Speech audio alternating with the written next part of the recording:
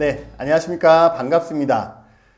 2020년 18회 사회복지법제론 기출문제를 같이 풀어보도록 하겠습니다. 법제론은 다른 영역에 비해서 패턴이 조금 다양하게 나오고 있어서 딱 어느 한 곳에서 딱 나온다라고 단정 짓기는 다소 어렵습니다. 그러나 어떤 최근 경향, 특히 2018회 시험 경향들을 살펴보면 사회보장급여법, 사회복지사업법, 긴급복지지원, 기초연금 이런 쪽에서 좀 문제가 나오고 있고 사회서비스법에서도 한 7문제 정도가 나왔어요. 그러다 보니까 사회서비스법도 봐야 되는데 사회서비스법은 법이 정말 많잖아요. 그죠? 복지 27법이거든요. 현재 기타까지 하면 사회복지법이 28가지나 돼요. 그래서 이것을 다 보기가 정말 쉽지 않습니다. 그래서 사회복지 서비스법에서는 우리가 최대한 시험에 나왔던 부분 위주로 공부를 하고 나머지 영역은 사회보장급여법이 최근에 시험에 자주 출제되어지고 있기 때문에 사회보장기본법, 사회복지사업법, 사회보장급여법 이러한 영역들 중심으로 해서 꼼꼼하게 살펴보시는 그런 작업들이 필요할 것 같습니다. 그래서 2020년 18회 사회복지법제론을 같이 한번 풀어보도록 하겠습니다. 자, 51번입니다. 재정연도가 가장 빠른 것과 가장 늦은 것을 순서대로 짝지은 것은 그랬습니다.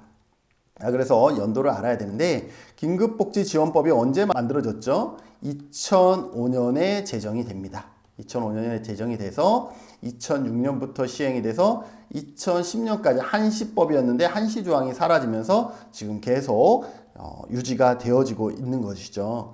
고용보험은 언제 만들어졌죠? 1993년에 만들어져서 1995년에 시행되고 있습니다. 자, 노인복지법은 언제 만들어졌냐면 1981년에 심신장애자복지법, 노인복지법 같이 만들어집니다. 자, 기초연금은 언제 만들어지느냐? 기초노령연금은 2007년도에 만들어지지만 기초연금은 2014년에 만들어지고 시행이 됩니다. 그래서 이 연도를 기반으로 해서 가장 빠른 것, 재정연도가 가장 빠른 것은 뭐죠? 예죠. 노인복지법, 디귿. 그리고 가장 늦은 것은 기초연금법이 가장 늦게 시작됐으니까 디귿. 그래서 정답은 5번이 되겠습니다. 52번 헌법 34조의 규정의 일부이다. 관로 안에 들어갈 내용이 순서대로 옳은 것은 그랬습니다. 우리가 헌법 34조는 우리가 앞 기출문제에서 제가 꼼꼼하게 설명을 드린 것 같아요. 꼼꼼은 아닌가요? 어쨌든 충분히 문제를 풀 정도로 설명을 드린 것 같습니다. 국가는 사회보장과 여기 뭐였죠? 우리가 이미 알고 있습니다. 앞강에서 기출문제에서 사회복지의 증진에 노력할 의무가 있다 그랬습니다. 그래서 사회복지 3번 아니면 4번입니다. 그리고 이것도 전에 기출문제에서 나왔었던 거죠. 신체장애자 및 질병, 노령, 기타의 사유로 생활 능력이 없는 국민은 무엇이? 법률이. 여기에 헌법이 들어가진 않겠죠. 헌법인데 다시 헌법이 정하는 바에 따라 이건 말이 안 되잖아요. 그게 없기 때문에 다른 것에 정하는 바에 따라인데 헌법은 들어갈 수가 없죠. 얘는 근본상으로 헌법 안에 헌법이 들어갈 수가 없는 거죠. 그래서 법률, 그래서 정답은 4번입니다. 그런데 역시 여러분들이 이걸 잘 모르더라도 보기에서 답을 찾을 수가 있어요. 사회보장과 관로인데 사회보장 안에 공공부조나 사회서비스 이런 게 들어갔잖아요. 그러니까 얘와 얘는 같은 거예요. 그죠? 위계관계잖아요. 그렇기 때문에 얘나 얘는 들어갈 수가 없는 거죠. 그래서 그렇게 답을 좀 추려 나가셔도 될 것 같습니다. 자, 53번 법령의 제정에 관한 헌법의 내용으로 옳은 것은 그랬습니다. 자, 법령. 자, 법의 위계에 대해서 우리가 앞 기출문제에서도 살펴봤지만 우선 헌법이 있습니다. 가장 위에 헌법이 있고 그 다음에 법률이 있고 명령이 있습니다. 그리고 자치법규로 조례와 규칙이 있습니다. 이 정도 다 아시죠? 법률은 어디서? 입법부인 국회에서 만들고, 명령은 행정부에서 만들죠. 행정부에서 만드는데 명령에는 시행령과 시행 규칙이 있습니다. 시행령은 대통령령이죠. 대통령령이고요. 시행 규칙은 각부 장관, 그래서 각부령이라고 하고 장관령이라고도 하고 우리가 총리, 국무총리도 여기에 해당됩니다. 그래서 총리령도 여기에 해당이 됩니다. 그리고 자치법규에는 조례와 규칙이 있는데 조례는 지방의회에서 이루어지죠. 지방 도의회에서 이루어지고요. 규칙은 누구? 지방자치 단체장. 그래서 시도지사에 의해서 이루어지죠. 그래서 이 자치법규는 뭐에 한해서 어떤 범위 안에서 법과 명령 이 두 개. 그래서 앞에 기출문제에서는 법령의 범위 안에서 자치조례를 우리가 제정할 수가 있었고요. 여기에서 법령이라는 것은 법률과 명령을 합쳐서 뭐라 그래요? 법령이다 라고 얘기를 하죠. 그래서 법령의 제정에 관한 헌법의 내용으로 옳은 것은 그랬습니다. 옳은 것은입니다. 1번. 국무총리는 총리령을 발할 수 없다? 아니죠. 여기에 아까 총리령 있었죠? 그래서 있다입니다. 있다. 지방자치단체의 장은 부령을 발할 수 있다? 아니죠. 각 부령은 누구예요? 장관령이죠. 그래서 장관입니다. 지방자치단체는 부령이 아니라 장관입니다. 정부는 법률안을 제출할 수 없다. 정부도 법률안을 제출할 수가 있습니다. 네 번째, 법률안은 국무회의의 심의를 거쳐야 한다라고 되어 있습니다. 그래서 이게 맞습니다. 법률안은 국무회의의 심의를 거쳐야 됩니다.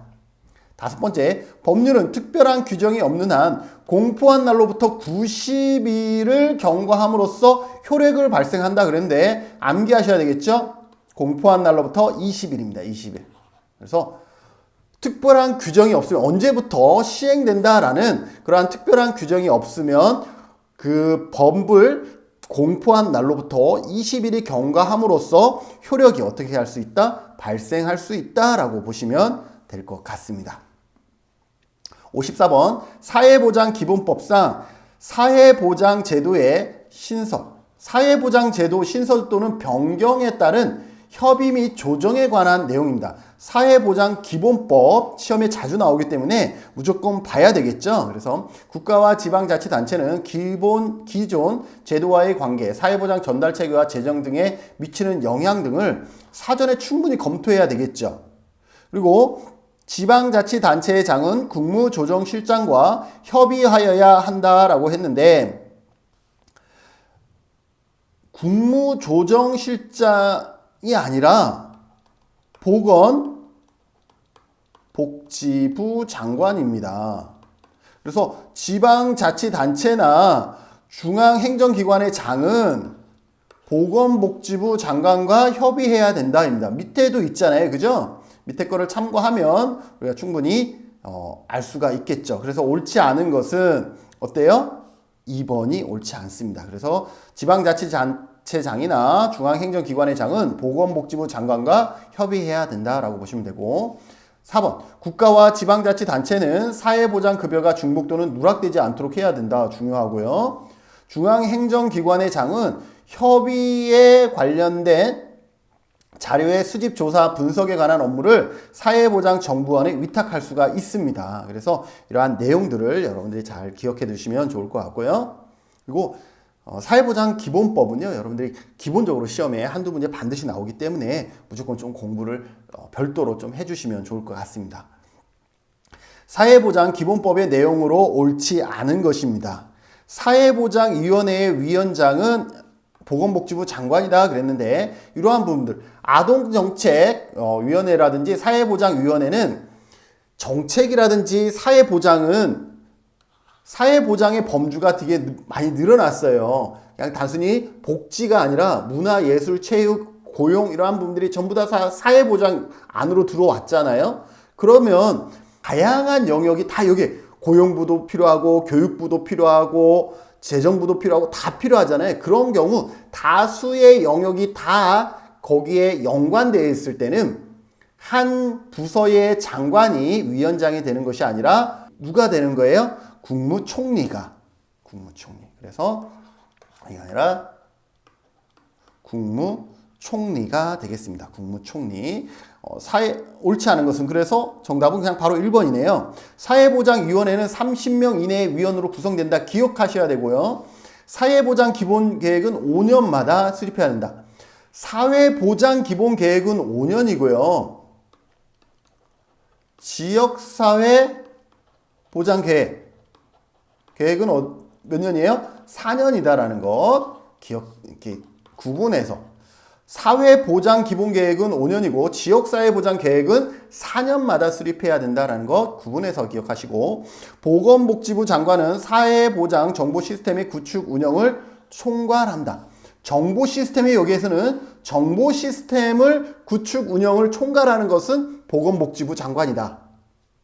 행복이음을 구축 운영 총괄하는 것은 보건복지부 장관이다. 기억하시고요.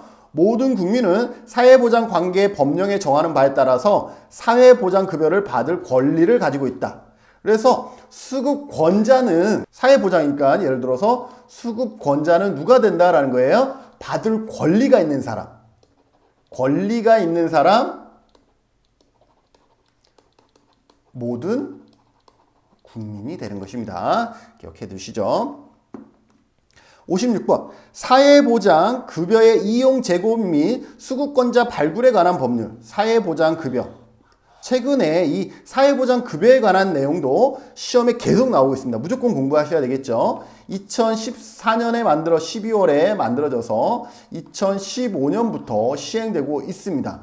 그 중에서 사회보장정보원에 관한 내용으로 옳지 않은 것은 그랬습니다. 그래서 사회보장정보원은 법인으로 한다. 옳습니다. 정부는 사회보장정보원의 설립에 필요한 비용을 출연할 수 있다. 맞습니다. 사회보장정보원의 운영에 필요한 비용은 정부가 지원할 수 없으며 정보 이용자가 지불하는 부담금으로 그러면 정보 누가 이용할 건데? 사회보장. 그럼 그거 이용하는 사람이 돈을 내야 돼? 말이 안 되잖아요. 그래서 설립에 필요한 비용과 운영에 필요한 비용을 전부 다 어떻게 할 수 있다?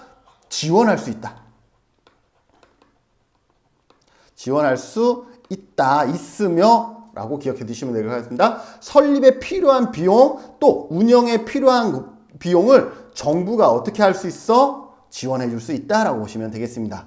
그래서 옳지 않은 것이니까 정답은 3번이 되고요. 사회보장정보원에 관한 이 법에서 규정한 사항 외에는 민법 중 재단법인에 관한 규정을 한다라고 보시면 되고 사회보장정보원의 임원은 그 직무상 알게 된 비밀을 당연히 다른 용도로 사용해서는 아니 된다. 당연한 거죠. 그래서 정답은 3번이 되겠습니다. 57번 사회보장급여 이용, 제공, 수급권자 발굴에 관한 법률상 사회복지 전담 공무원 사회복지 전담 공무원의 내용이 사회보장급여법으로 넘어왔잖아요. 그죠? 2015년에. 그래서 이 내용입니다. 시군구 컴마 돼 있죠? 읍면동에 사회보장 전담 공무원을 둘 수 있고 시도에는 둘 수 없다. 아니요. 시도, 시군구, 읍면동 그리고 사회보장 사무전담기구 이 4개의 뭐예요? 사회복지 전담 공무원을 둘 수가 있습니다. 그래서 둘 수 없다라고 되어 있기 때문에 잘못됐습니다. 옳지 않은 것을 모두 그랬으니까 기억은 옳지 않다. 니은 사회복지 전담 공무원은 사회복지 사업법에 따른 사회복지사의 자격을 가진 사람이다. 여기서 헷갈릴 수가 있는데 사회복지 전담 공무원은 급여법이라면서요. 사회보장 급여법이라면서요. 해서 이거 틀렸어요. 이게 아니라 이 사회복지 전담 공무원의 사회복지사는 어디냐라는 거죠.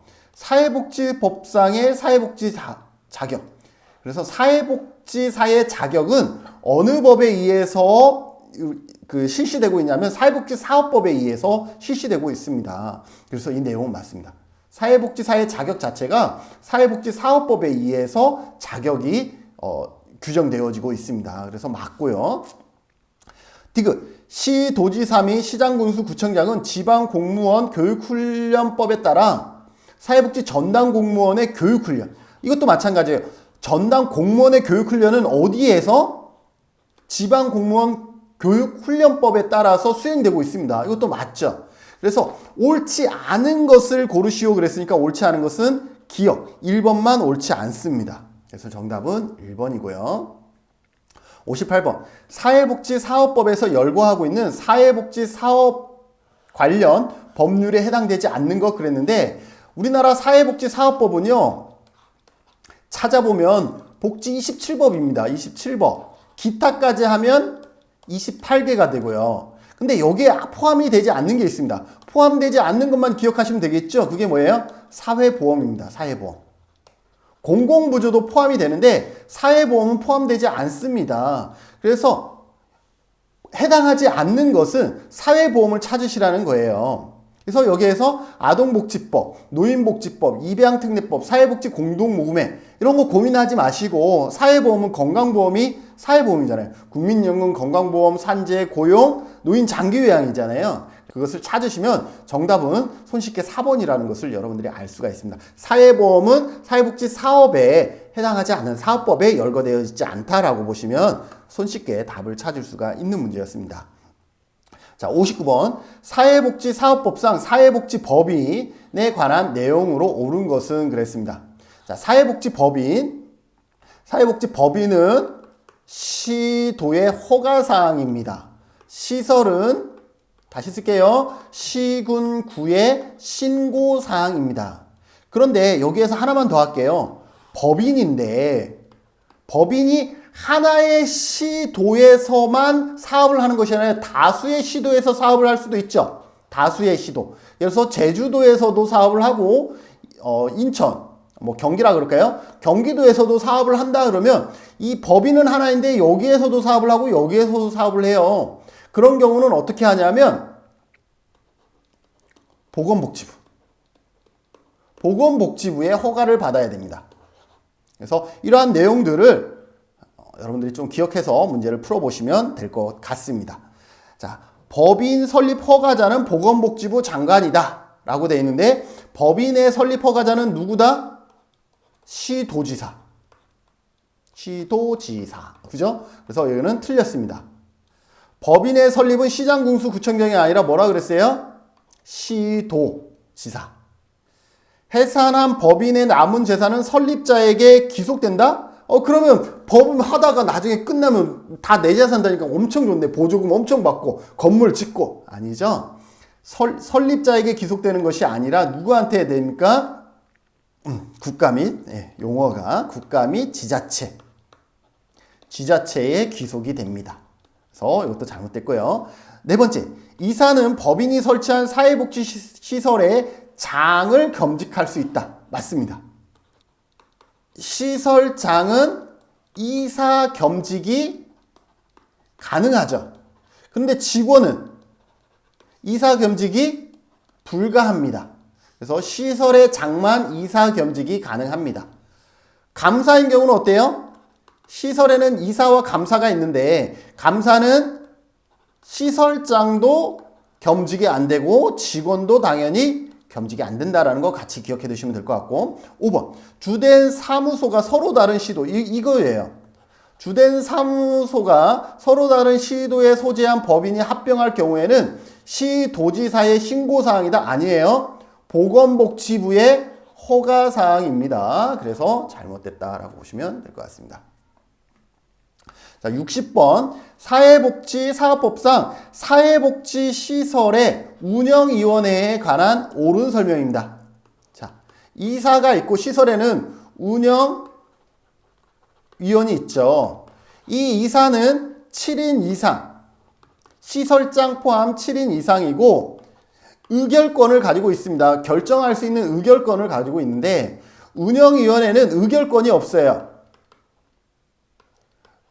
죄송합니다. 의결권이 없고 심의권만 있어요. 심의할 수는 있다라는 거죠. 그리고 운영위원회에는 직원 대표, 그 다음에 이용자 대표, 후원자 대표, 지역주민 대표, 전문가 대표, 이러한 다양한 분들이 운영위원회의 위원으로 참석할 수가 있다라는 거죠. 이 운영위원회는 누가 위촉을 할 수 있습니까?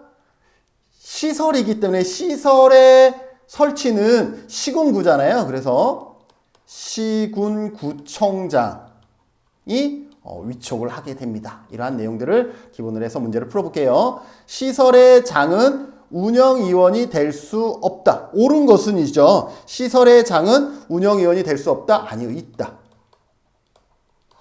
운영위원회 위원은 시설의 장이 위촉한다. 시설의 장이 아니라 시군구. 시설은 시군구청장이 신고사항이잖아요. 그래서 마찬가지 운영위원도 시군구청장이 위촉을 하게 됩니다. 시설 거주 대표자는 운영위원이 될 수 있다. 여기 보니까 이용 대표자 될 수 있다. 잘못됐고요. 운영위원회는 시설 운영에 관한 의결권을 갖는다. 의결권이 없다. 심의권만 있다. 그래서 얘도 잘못됐습니다. 5번 시설 거주자의 보호자 대표는 운영위원이 될 수 있다. 거주자 대표, 이용자 대표, 지역주민 대표, 후원자 대표 전부 다 운영위원이 될 수가 있습니다. 그래서 옳은 것은 정답은 5번입니다. 61번 국민기초생활보장법상의 용어의 정의로 옳은 것은 입니다. 수급권자란 이 법에 따라 급여를 받는 사람, 급여를 받는 사람은 수급자라고 얘기를 합니다.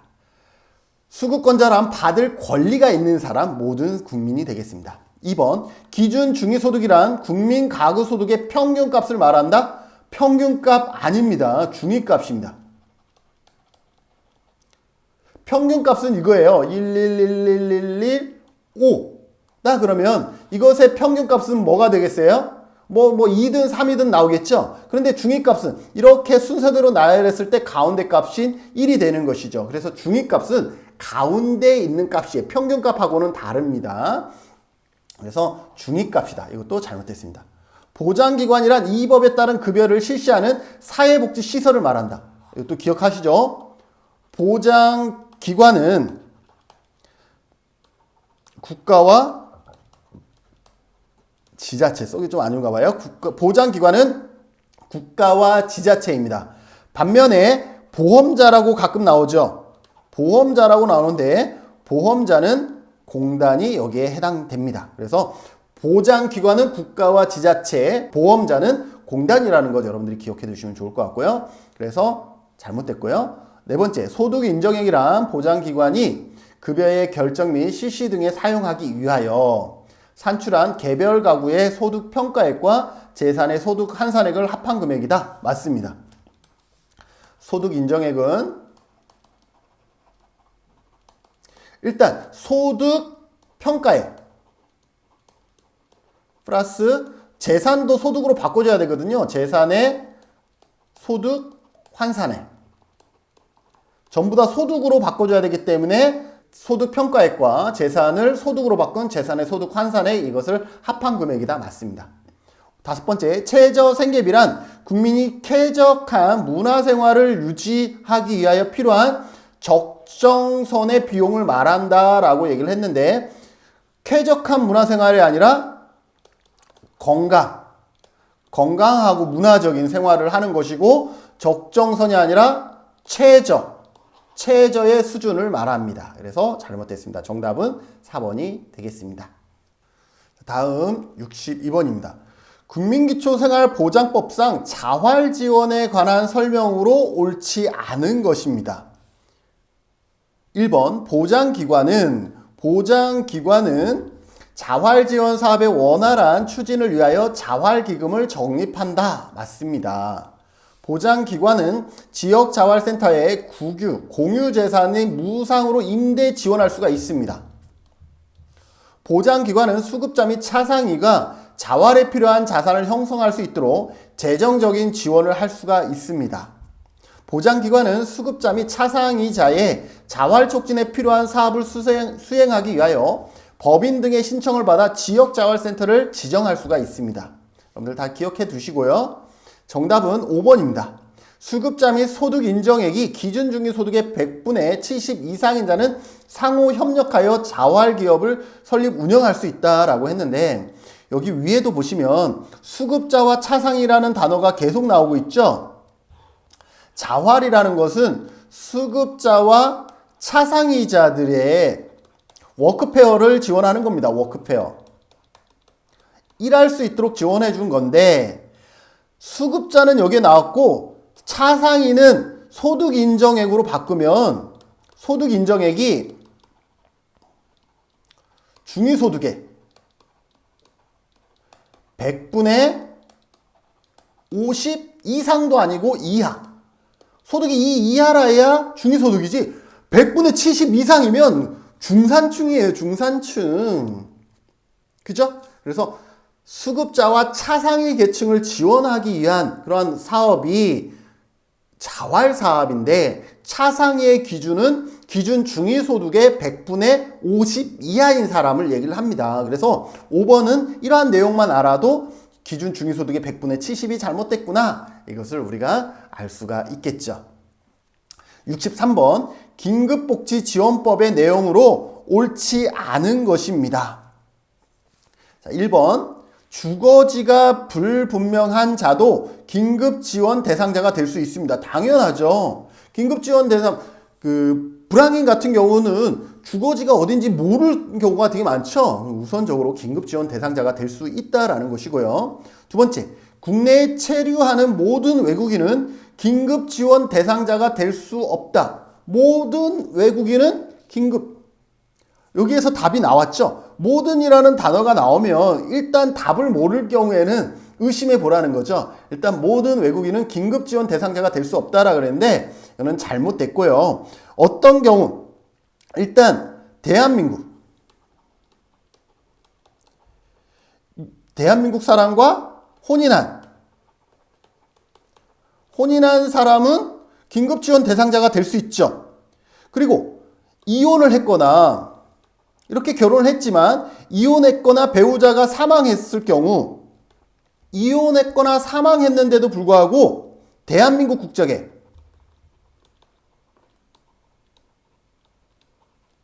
좀비속 부양하고 있을 경우에는 긴급지원 대상자가 됩니다. 존속과 비속은 뭐냐면 위아래. 그러니까 부모를 부양하고 있거나 자녀를 양육하고 있는 경우에는 어떻게 될 수 있어요? 긴급지원 대상자가 될 수 있다라는 것이고요. 그리고 법에 의한 난민도 긴급지원 대상자가 될 수 있습니다. 그리고 본인의 귀책 사유가 없는데 화재나 천재지변으로 인해서 피해를 본 경우, 이거는 본인의 귀책 사유도 없는데 화재나 천재지변으로 인해서 긴급지원 대상자가 됐을 경우에는 뭐가 될 수 있다? 외국인이라도 긴급지원 대상자가 될 수 있다라는 것이죠. 그래서 모두 지원 대상자가 될 수 없다라는 2번은 잘못됐습니다. 세 번째, 위기상황에 처한 사람에게 일시적으로 신속하게 지원하는 것이다. 맞습니다. 우선 긴급지원 대상자는 우선 지원하는 것을 원칙으로 합니다. 그래서 지원, 후 조사를 원칙으로 하고 있죠. 그래서 신속하게 지원하는 것이 중요하고요. 네 번째, 누구든지 긴급 대상자를 발견한 경우에는 관할, 시장, 군수, 구청장에게 신고하여야 된다. 맞습니다. 국가 및 지자체는 위기 상황에 처한 사람에 대한 발굴 조사를 연 1회 이상 정기적으로 실시해야 된다. 맞습니다. 이러한 부분들 같이 기억해 두시죠. 64번 기초연금법의 내용으로 관로안에 들어갈 숫자가 순서대로 옳은 것은 기초연금법 2014년도에 만들어져서 시행되고 있죠. 보건복지부 장관은 선정 기준액을 정하는 경우 65세 이상인 사람 중 기초연금 수급자가 100분의 얼마? 기초연금 수급자는 어르신 중에 몇 프로까지 받을 수 있도록 최소한 하고 있어요. 우리나라는 최소한 70. 그래서 100분의 70 수준이 되도록 하고 있어요. 수급자가, 어르신 70%는 받을 수 있도록 해야 된다라는 것이고, 본인과 그 배우자가 모두 기초연금 수급권자인 경우에는 각각의 기초연금액의 100분의 얼마 해당되는 감액이죠. 감액. 얼마 감액하고 있어요? 각각 20%씩 감액하고 있죠. 그래서 각각 20%. 그래서 정답은 3번이 되겠습니다. 65번 국민건강보험법상 요양급여에 해당하지 않는 것. 여기에서 요양이라는 것은 국민건강보험법상 요양이라는 것은 병원을 이용하는 거잖아요. 그죠? 같이 기억합시다. 예방과 재활도 마찬가지로 우리 병원에 가서 예방이나 재활을 하잖아요. 그죠? 그리고 병원에 가려고 그러면 이송 서비스를 받을 필요가 있죠. 그리고 처치나 수술, 그 밖에 치료도 당연히 필요하고 약제나 진료 재료의 지급, 이것도 당연히 하고 있죠. 그래서 이러한 부분들은 일반적으로 병원에서 우리가 하고 있는 서비스죠. 그런데 여기에서 눈여겨봐야 될 것은 요양병원 간병비입니다. 이 요양병원 간병비는 간병을 우리가 서비스를 받고 있어요? 안 받죠? 여러분들 병원에 가면 간병비 지원을 받고 있나요? 안 받죠. 이거 되면 정말 좋죠. 그러나 안 받고 있잖아요. 그래서 얘는 건강보험법상의 요양급여가 아니다라는 거죠. 그럼 요양병원 간병비는 어디서 나오느냐면 장기요양보험에 보면 특별 현금급여가 있습니다. 특별하게 현금을 지급해주는 특별 현금급여가 있는데 여기에 세 가지가 있어요. 그게 뭐냐면 가족요양비, 그 다음에 특례요양비, 그리고 지금 얘기하고 있는 요양병원 간병비가 있습니다. 그래서 이 요양병원 간병비는 건강보험에 의해서 우리가 받을 수 있는 서비스가 아니라 노인장기요양보험법에 의해서 받을 수 있는 특별 현금급여에 해당된다라고 보시면 되겠습니다. 66번 산업재해보상보험법상 업무상 사고에 해당하지 않는 것. 우리가 산재보험에 보상을 받으려면 업무 기인성과 업무를 일하다가 다치는 업무 수행성의 조건, 그리고 출퇴근, 재해, 이 세 가지가 산재를 받을 수 있는 조건에 해당되죠. 그래서 그 내용에 대해서 알고 있느냐 모르고 있느냐 이걸 보는 거죠. 출장 기간 중에 발생한 모든 사고, 우리가 뭐 할 때는 모든이라는 단어가 들어가면 의심해 보라고 얘기를 했죠. 왜? 인간이기 때문에 인간을 기반으로 하는 서비스에서 모두 되고 모두 안 되고 이건 너무 엄격하다라는 거죠. 자, 그럼 출장 기간 중에 발생한 모든 사고는 산업재해보상보험에 의한 업무상 사고에 해당되느냐? 그렇지 않습니다. 우리가 과실 여부를, 산재는 무과실 책임주의이기 때문에 과실 여부를 물어보진 않습니다. 과실이 누구한테 있느냐? 이것은 중요하지 않은데 뭐는 안 돼요? 고의에 의한 것은 안 됩니다. 고의에 의한 사고를 다 산재를 한다 그러면 우리가 산재하면은 요양급여라든지 휴역급여라든지 이런 지원을 받을 수가 있잖아요. 그런데 내가 일부러 다쳐, 고의에 의해서 다쳐, 그래서 병원에 입원하면서 치료비랑 월급을 꾸준히 받아, 이럴 수 있잖아요. 그렇기 때문에 무엇만큼은 안 된다? 고의, 출장 기간에 발생한 사고라도 고의에 의한 사고는 산재 처리가 될 수가 없다라는 거예요. 그래서 모든 사고라는 단어는 잘못됐다라고 보시면 될 것 같습니다. 다음, 근로자가 근로계약에 따른 업무나 그에 따르는 행위를 하던 중에 업무를 하던, 행위를 하던 업무 수행성이죠. 휴게 기간 중 사업주의 지배관리하에 있었다고 볼 수 있는 행위로 발생한 사고, 행위, 이것도 업무 수행성이라고 봐야 될까요? 수행성이라고 봅시다.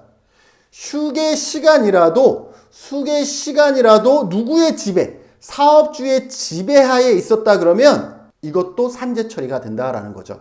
물론 우리가 행사에 참여할 수 있잖아요. 행사에 참여했는데 거기에서 휴게 시간이야. 근데 거기서 다쳤어. 이건 일이 아니라 행사였어요.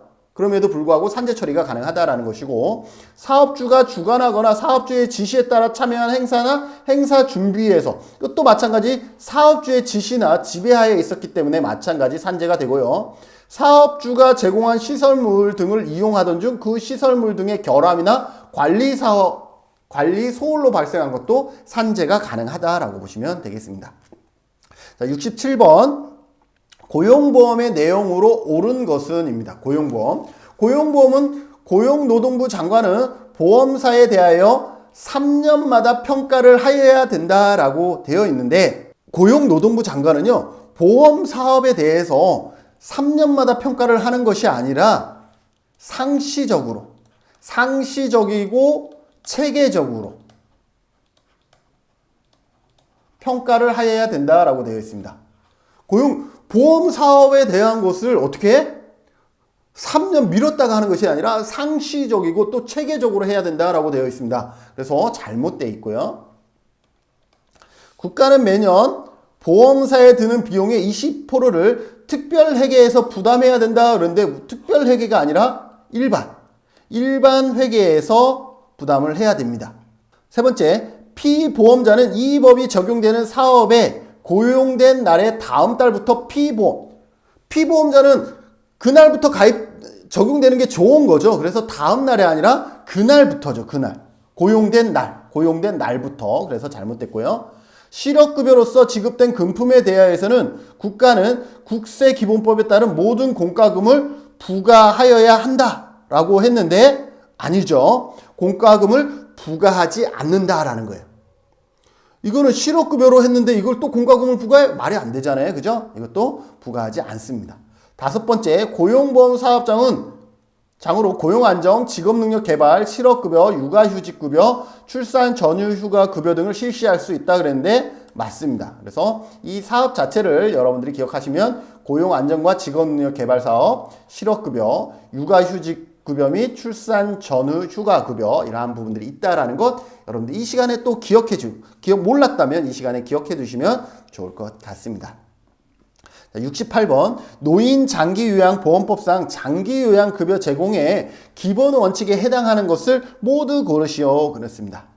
노인 등 심신 상태나 건강 등이 악화되지 아니하도록 의료 서비스와 연계하여, 의료 서비스와 연계하는 거 좋죠. 그래서 촉탁의가 있죠. 촉탁의사가 있고요.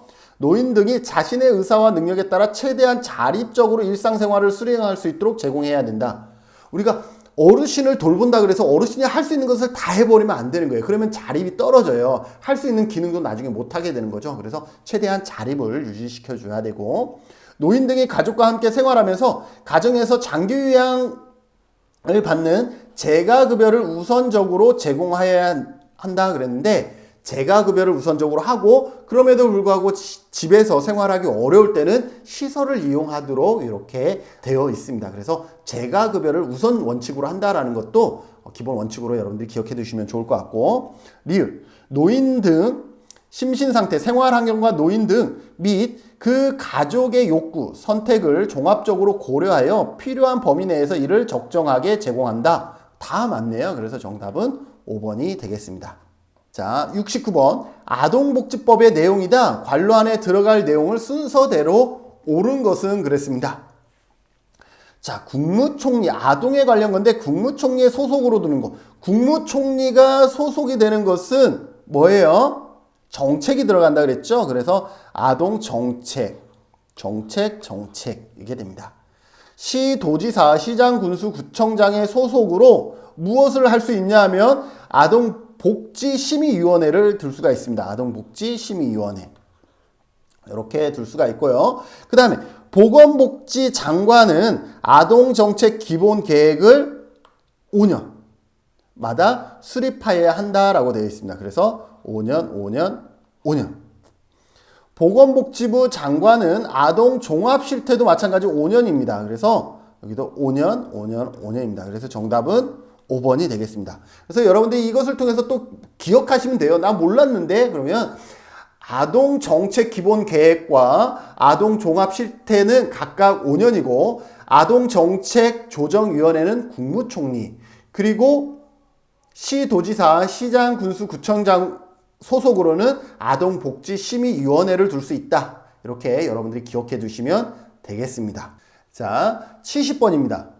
장애인복지법에 근거하여 설치 또는 설립하는 것이 아닌 것은 그랬는데 여러분들 이거 다 모르더라도 여러분들 법 중에 최근에 생긴 법이 있죠. 그게 뭐예요? 발달장애인 권리보장 및 지원에 관한 법률, 발달장애인법이라고 하죠. 발달장애인법, 발달장애인 권리보장 및 지원에 관한 법이 언제 만들어졌습니까? 2014년에 제정돼서 2015년부터 시행이 됐어요. 그래서 이 발달장애인 권리보장 및 지원에 관한 법률에 의해서 발달장애인 지원센터가 설립, 운영되어지고 있습니다. 그래서 이 내용만 알아도 나머지는 잘 모르더라도 해결할 수 있어서, 그런데 이 문제는 발달장애인 권리보장 및 지원에 관한 법률이 2014년에 제정되고 2015년에 실시되면서 발달장애인 지원센터가 이 법에 근거하여 설치, 운영되어지고 있구나. 이렇게 기억해 두시면 좋을 것 같습니다. 자, 71번 노인복지법상 노인 학대에 관한 내용으로 옳지 않은 것은 그랬습니다. 119 구급에 관한 법률에 따른 119 구급대의 구급대원은 65세 이상의 사람에 대하여 노인 학대 신고 의무자에 속한다. 맞습니다. 신고 의무자고요. 노인 학대를 알게 된 때에는 신고 의무자만 신고할 수 있다? 아니요. 신고는 모든 사람이 할 수가 있습니다. 신고는 모든 사람이 해야 되는데 신고 의무자는 반드시 신고해야 된다라는 거죠. 그래서 잘못됐습니다. 옳지 않은 것 쉽게 답을 찾을 수가 있습니다. 나머지도 같이 볼게요. 법원이 노인학대 관련 범죄자에 대하여 취업 제한 명령을 하는 경우 취업 제한 기간은 10년을 초과하지 못한다. 나머지는 다 맞는 거니까 기억해 두시고요. 노인학대 신고를 접수한 노인보호 전문기관은 지체 없이 현장에 출동해야 되고, 국가와 지방자치단체는 노인학대를 예방하고 수시로 신고를 받을 수 있도록 긴급전화를 설치하여야 한다. 이렇게 여러분들 기억해 두시면 될 것 같습니다. 72번 다문화가족지원법의 내용으로 옳지 않은 것입니다. 다문화가족은 대한민국 국적을 취득한 자로 이루어진 가족이어야 한다. 이어야 한다라는 것은 다른 말로 만이라는 뜻이죠. 그것만이라야 되는 그런 뜻이잖아요. 그런데 우리가 앞에 문항에서도 봤듯이 다문화 가족은 대한민국 국적을 취득한 자, 국적을 취득하기까지 시간이 상당히 많이 걸린다 그래요. 그래서 그 전에도 다문화 가족이라고 우리 충분히 명명할 수가 있고, 결혼했다가 배우자가 사망하거나 이혼을 했어도 존속과 비속을 부양하는 경우도 여기에 해당이 됐었고요. 그래서 또 난민도 여기에 해당이 되고, 취득한 자로 이루어진 가족이어야 한다. 여기가 잘못되어 있고요. 옳지 않은 것이니까 정답은 바로 1번이겠네요. 나머지도 봅시다. 다문화 가족이 이혼 등의 사유로 해체된 경우에도 그 구성원이었던 자녀에 대하여 이 법을 적용한다. 맞고요. 다문화 가족 지원센터는 이민자 등에 대한 한국어 교육 업무를 수행한다. 맞습니다. 한국어 교육이 가장 인기 있는 프로그램 중에 하나이고요. 국가와 지방자치단체는 다문화 가족에 대해 가족생활교육 등을 추진하는 경우 문화의 차이를 고려한 전문적인 서비스가 제공될 수 있도록 노력해야 된다. 맞고, 여성가족부 장관은 5년마다 다문화 가족 정책에 관한 기본 계획을 수립해야 된다. 5년 같이 기억해 두시면 좋을 것 같습니다. 73번 사회복지 공동모금회 법상 공동모금회 배분 기준, 이것도 다 공동모금회 법에 나와 있는데, 공동모금회 법에 보면 공동모금회 재원 배분 기준을 8월 31일까지 어떻게 해야 된다? 공고하여야 된다라고 되어 있습니다. 그러면 이 공동모금회 재원 배분 기준에는 어떤 것이 들어가느냐라는 거죠. 보면은 배분 한도액 당연히 들어가야 되겠죠. 배분 심사 기준 들어가 줘야 되고, 공동모금회 재원 배분 대상이 누구인지, 그리고 배분 신청 기간 및 배분 신청 장소, 그리고 배분할 때 배분 신청 시 과부족을 어떻게 조정할 것인지에 대한 조정 방법, 이러한 부분들이 하나, 둘, 셋, 넷, 다 이러한 부분들이 같이 들어가야 됩니다. 그래서 배분 신청자의 재산이라든지 성별이라든지 연령이라든지 또 학력, 이러한 것에 대한 것은 없다라는 거죠. 그래서 정답은 포함되지 않는 것은 3번입니다. 74번 성폭력 방지 및 피해자 보호 등에 관한 법률상 성폭력 피해자 보호시설의 종류가 아닌 것은 그랬습니다. 뭐 다 암기를 해야 되는 부분이기 때문에 뭐라고 할 수는 없지만 일단 보호시설이기 때문에 보호. 그래서 보시면 일반 보호시설이 있고 또 장애인 보호시설이 있고 그 다음에 외국인 보호시설이 있고 여기에 있는 특별 지원 보호시설이 있고 자립지원 공동생활이 있고 여기에 또 장애인 자립지원 공동생활 이렇게 있다. 6가지가 있다라는 것, 여러분들이 성폭력 피해자 보호시설에는 이렇게 6가지가 있다. 일반 보호시설, 장애인 보호시설, 외국인 보호시설, 특별지원 보호시설, 자립지원 공동생활가정, 장애인 자립지원 공동생활가정이 있다라고 보시면 돼서 5번도 해당되죠. 그래서 정답 아닌 것은 2번이 해당된다라고 보시면 되겠습니다. 75번 마지막 문제네요. 벌써 마지막 문제까지 왔습니다. 가정폭력 방지 및 피해자 보호 등에 관한 법률의 내용으로 옳지 않은 것은 이 법의 아동이란 우리 아동복지법에 의해서 18세 미만의 자를 말하는 것 맞고요. 국가인권회의 위원장은 3년마다 가정폭력에 대한 실태조사를 실시해야 된다라고 했는데 가정폭력에 관한 주무부서는 어디죠? 여성가족부죠. 그래서 여성가족부 장관입니다. 그래서 여기가 틀렸습니다. 나머지는 긴급 전화센터를 따로 운영할 수가 있고 가정폭력 상담소, 외국인 장애인 등 대상별로 특화 운영할 수가 있고 지방자치단체는 가정폭력 관련 상담원 교육시설을 설치 운영할 수 있다. 그래서 할 수 있다 이러한 내용으로 마무리되어지고 있다라는 것을 여러분들이 기억하시고 끝까지 할 수 있다로 하면 여러분들도 사회복지사 1급 합격할 수 있다. 법제론도 열심히 공부해서 부족한 부분을 충분히 채워나갈 수 있다. 이렇게 말씀드리면서 이번 법제론 기출문제 풀이도 여기서 마무리 짓겠습니다. 여러분들 법제론은 특별한 딱 이거 애우면 답이 딱 나오는 그러한 내용들은 좀 아니어서 공부하기가 좀 어려울 수 있지만 그럼에도 불구하고 답만 찾아낼 수 있는 문항들도 다수가 있었기 때문에 전체를 이해하지 못하더라도 지문 하나하나를 꼼꼼히 읽어서 답만큼은 찾아낼 수 있도록 여러분들이 포기하지 않으셨으면 좋을 것 같습니다. 이번 강의 여기서 마치도록 하겠습니다. 수고하셨습니다.